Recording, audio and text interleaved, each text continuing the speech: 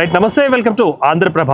KBHB PS పరిధిలో విషాద ఘటన చోటు చేసుకుంది. మరి కళాశాలలో ఇంటర్మీడియట్ చదువుతున్న విద్యార్థిని క్లాస్ రూమ్లోనే ఆత్మహత్యకు పాల్పడ్డాడు. అది పలు అనుమానాలను కూడా రేకెత్తిస్తుంది. ఇక వివరాలు ఇలా ఉన్నాయి. సో కేపీహెచ్బి పోలీస్ స్టేషన్ పరిధిలోని సాయినగర్ కాలనీలో గల ఇగ్నైట్ జూనియర్ కళాశాలలో శ్రీ చేతన్ అనే మరి ఇక్కడ సాయికేతన్ అనే విద్యార్థి మొదటి సంవత్సరం ఎంపీసీ చదువుతున్నాడు. ఎంపీసీ గ్రూప్లో మొదటి సంవత్సరం ఇతను చదువుతుండగా మరి ఏం జరిగిందో ఏమో తెలియదు, కానీ మరి ఒకసారిగా క్లాస్ రూమ్లోనే మరి అతను యొక్క ఉరి వేసుకుని చనిపోయినట్లుగా అక్కడ సీన్ క్రియేట్ అయింది. దానికి సంబంధించిన వివరాలు చూసినట్లయితే మరి వారి యొక్క తల్లిదండ్రులు ఎవరైతే ఉన్నారో సాయికేతన్ యొక్క తల్లిదండ్రులు ఆవేదన వ్యక్తం చేస్తున్నారు. అయితే మరి 16 సంవత్సరాలు కలిగిన మా బిడ్డ మరి నిండు నూరేళ్లు బ్రతకాలని, నిండు నూరేళ్లు మరి ఉద్యోగం చేసుకొని బ్రతకాలని, ప్రభుత్వ ఉద్యోగం చేయించుకోవాలని అదే ఆశతోటి, గంపెడ ఆశతోటి మేము జూనియర్ కళాశాలలో చేర్పించడం జరిగింది. కానీ ఇక్కడ జరిగిన ఘటన మాకు పూర్తి స్థాయిలో ఆందోళన కలిగించింది, అదేవిధంగా ఆవేశాన్ని కలిగించింది. మరొక మాటలు చెప్పాలంటే అనుమానాస్పదంగా ఉంది అంటూ కూడా వారు తమ యొక్క ఆవేదన వ్యక్తం చేస్తున్నారు.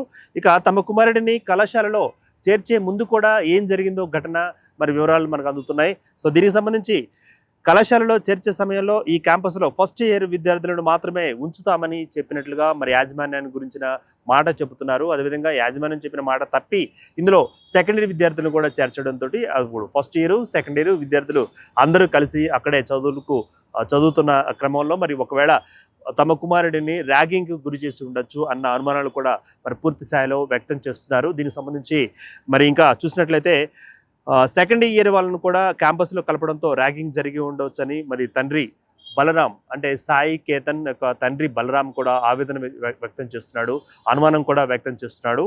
ఈయన ఇక తన కొడుకు ఆత్మహత్య చేసుకునే పిరికివాడు కాదు అంటూ కూడా, అంటే స్వతహాగా ధైర్యవంతుడిగా ఉంటాడు మా కొడుకు సాయికేతన్.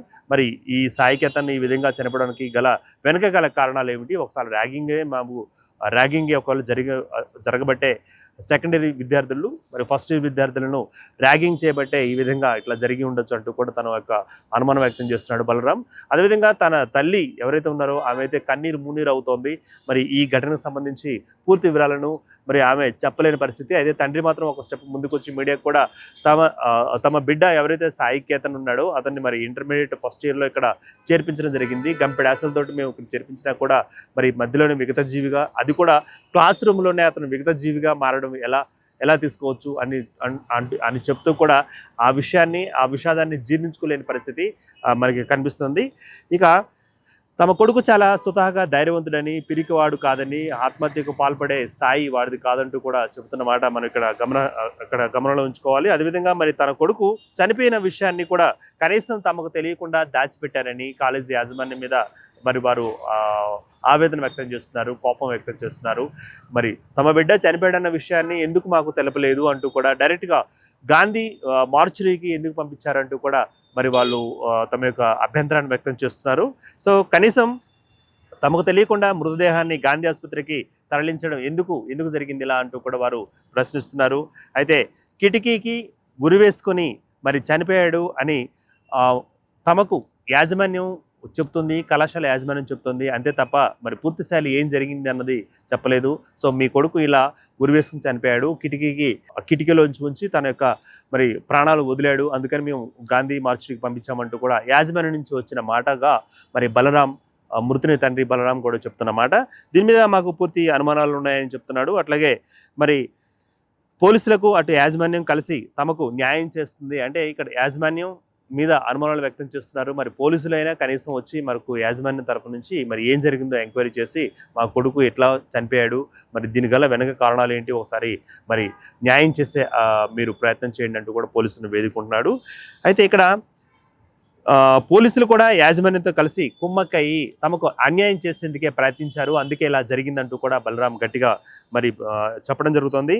సో గతంలో కూడా తల్లితో మాట్లాడుతూ మరి అంటే సాయికేతన్ ఆవేదన వ్యక్తం చేశాడని తల్లి నాగలక్ష్మి కూడా వెల్లడించడం జరిగింది. అయితే మొత్తాన్ని ఇక్కడ మన సమాచారంలో మరి పూర్తి సమాచారం మనం చూసినట్లయితే ఎవరైతే మృతుని తల్లి ఉందో మరి తల్లికి గతంలో సాయికేతన్ కూడా ఒకసారి ఫోన్ చేయడం, 2 సార్లు ఫోన్ చేసి అమ్మ ఇక్కడ పరిస్థితులు బాలేవు అని చెప్పిన క్రమం ఒకసారి ఉంది అంటూ కూడా మరి మృతుని యొక్క తల్లి మరి ఆమె కూడా ఆవేదన వ్యక్తం చేస్తుంది. మొత్తం మీద ఇగ్నైట్ కళాశాలలో జరిగిన ఈ ఘటన పట్ల పూర్తి స్థాయిలో అనుమానాలు వ్యక్తం అవుతున్నాయి. అదేవిధంగా డైరెక్ట్గా మార్చురీకి గాంధీ హాస్పిటల్కి మార్చురీకి తరలించడం ఏంటి, మరి క్లాస్ రూమ్లోనే కిటికీకి ఉరివేసుకుని తన కొడుకు ఎందుకు చనిపోయేంత ఇది కూడా కాదు కదా అంటూ కూడా మరి తండ్రి బలరాం ఆరోపిస్తున్నాడు. అదేవిధంగా అనుమానాలు రేకెత్తిస్తున్నాడు. ఇక ఈ ఘటన మీద మరి పోలీసులు ఏ విధంగా దర్యాప్తు చేస్తారు, ఏ విధంగా మరి పరిశోధన చేస్తారనేది వేచి చూద్దాం. Keep watching Andhraprabha.